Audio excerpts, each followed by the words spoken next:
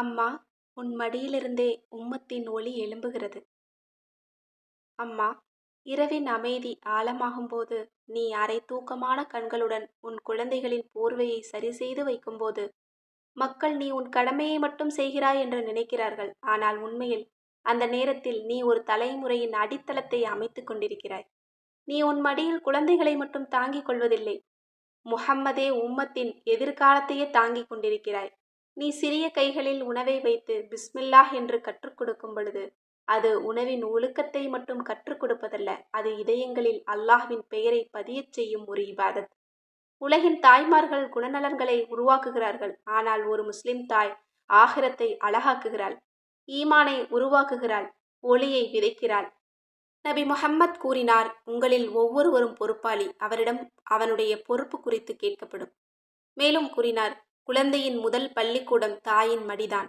அந்த பள்ளிக்கூடத்தில் அன்பு இருந்தால், குர்ஆன் இருந்தால், மென்மை இருந்தால், சுன்னாவின் நறுமணம் இருந்தால், அந்த குழந்தை ஒரு நல்ல மனிதராக மட்டும் வளராது, உம்மத்தின் விளக்காக மாறும். ஒரு தாய் தஹஜ்ஜத் நேரத்தில் நடுங்கும் குரலில், யா அல்லாஹ், என் குழந்தைக்கு ஹிதாயத்தை தா என்று கூறும்போது வானம் அமைதியாக இருக்காது. மலக்குகள் ஆமீன் யா ரப்பல் ஆலமீன் என்று கூறுவார்கள். மரியம் அவர்களின் தாய் தன் கருவில் இருந்த குழந்தையை அல்லாஹுக்காக அர்ப்பணித்தார். அல்லாஹ் அவர்களுக்கு மரியத்தை அருளினான். மரியத்தின் மூலமாக ஈஷா போன்ற உயர்ந்த நபி உலகிற்கு வந்தார். ஹாஜர் அவர்கள் தனிமையான பாலைவனத்தில் தங்கள் தவக்குலால் ஒரு அற்புதமான முன்மாதிரியை உருவாக்கினார். இன்று கோடிக்கணக்கான முஸ்லிம்கள் ஷஃபா மற்றும் மருவாவுக்கு இடையில் ஓடி அவர்களின் நினைவுகளை உயிர்ப்பிக்கிறார்கள். இதுவே ஒரு தாயின் வலிமை, காலத்தையே மாற்றும் வலிமை. ஓ இன்றைக்கால தாயே, உலகம் உன்னை ஒரு சாதாரண வீட்டுத் தாயாகவே பார்க்கலாம். ஆனால் அல்லாஹ்வின் பார்வையில் நீ உம்மத்தின் கட்டிடக் கலைஞர். நீ குழந்தையுடன் ஒழு செய்து அவனை சஜ்தாவுக்கு அழைத்துச் சென்று லா இலாஹ இல்லல்லாஹ் என்று கற்றுக் கொடுக்கும் போது, எதிர்காலத்தில் சோதனைகளை எதிர்கொள்ளும் ஒரு வீரனை உருவாக்குகிறாய். தாயின் அறிவுரைகள் காலத்தோடு மங்கிவிடுவதில்லை, அவை இதயங்களில் ஒளியாக பதிந்து கொண்டே இருக்கும்.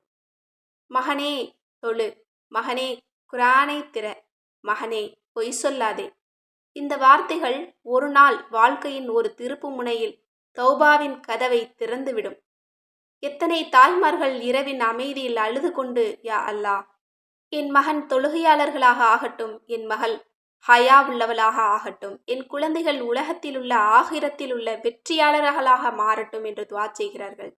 நம்புங்கள், தாயின் துஆ ஒருபோதும் நிராகரிக்கப்படாது.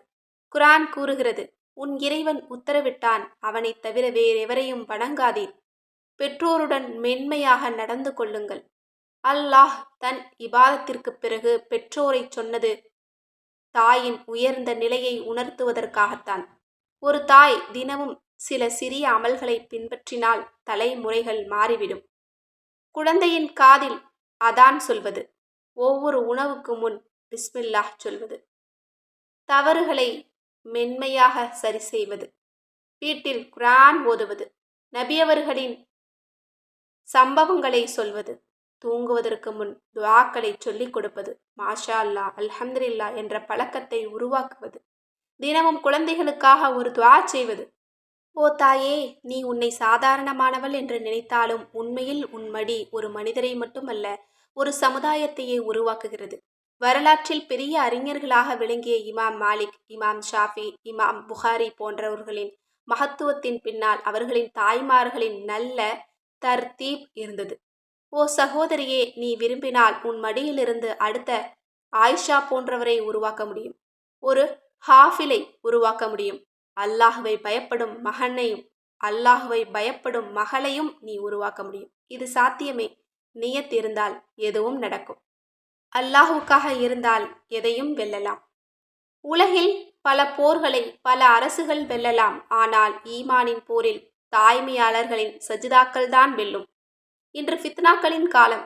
அநாகரிகம், சமூக ஊடகம், தவறான சிந்தனைகள், இவற்றுக்குள் எதிரான முதல் பாதுகாப்பு ஒரு வலிமையான தாய்தான்.